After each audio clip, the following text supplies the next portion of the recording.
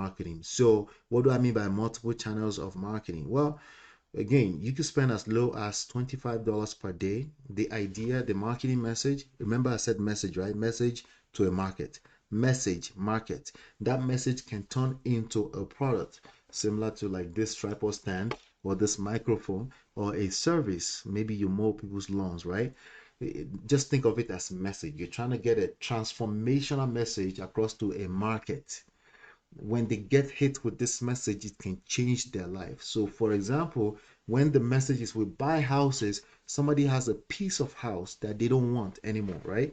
They don't want the property. It's just the property, as much as everybody say a house is an asset, it's a liability for them. Okay.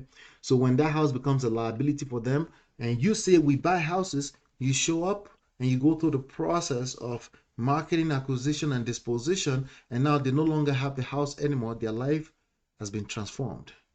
So now you help that person out, you made some money, you help an investor get a piece of project to work on, and then they put the project on the market after they complete it, and then they made money from selling it at the full retail price, and you're making market.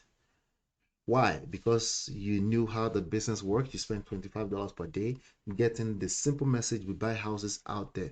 So these days we use paid ads on social media through channels like your feed. When you log into social media and you see those feeds, yeah, back in the days it used to be a sign on the on a pole, on an electric pole, right? It simply says we buy houses. It's some kind of variations of that, right?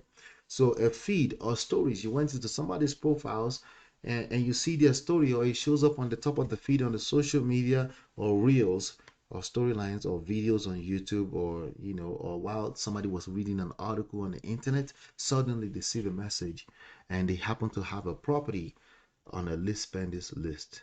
That's called marketing. So the idea is consistent marketing here. You want to be consistent. Why? Because